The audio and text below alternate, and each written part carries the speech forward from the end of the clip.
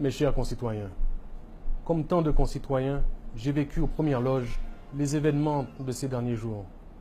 En attendant que l'on puisse dresser un bilan des pertes en vies humaines et des dégâts occasionnés, j'adresse mes sympathies à celles et ceux qui ont perdu un être cher, à celles et ceux qui ont perdu leur emploi, qui ne savent pas encore comment ils vont pouvoir subvenir à leurs besoins et à ceux de leur famille, et qui ne savent pas encore comment ils vont envoyer leurs enfants à l'école, et aux entrepreneurs et créateurs d'emplois qui ont vu le fruit d'un dur labeur partir en fumée, ainsi qu'à toutes celles et ceux qui ont été victimes d'une façon ou d'une autre de ce climat de terreur. Par devoir et par obligation envers le peuple haïtien, les autorités concernées doivent impérativement s'expliquer dans la transparence et sans langue de bois sur les événements tragiques et alarmants de ces derniers jours. Cependant, l'État dans toutes ses composantes n'est pas seul responsable de la situation actuelle du pays.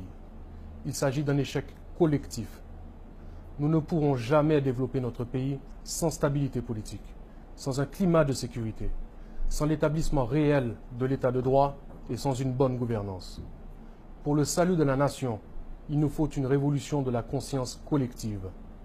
Les intérêts individuels doivent enfin laisser leur place à l'intérêt général de la nation et du peuple haïtien.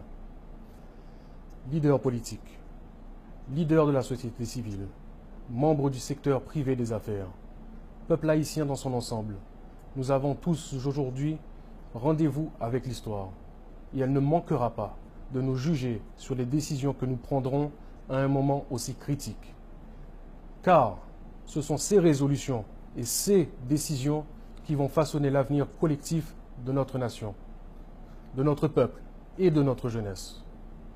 Mes chers concitoyens, pour une Haïti plus fraternelle, plus prospère et plus forte, dans un esprit de civisme et de patriotisme, je vous invite donc à redoubler d'efforts pour que le pays puisse enfin atteindre son destin de grandeur. Merci.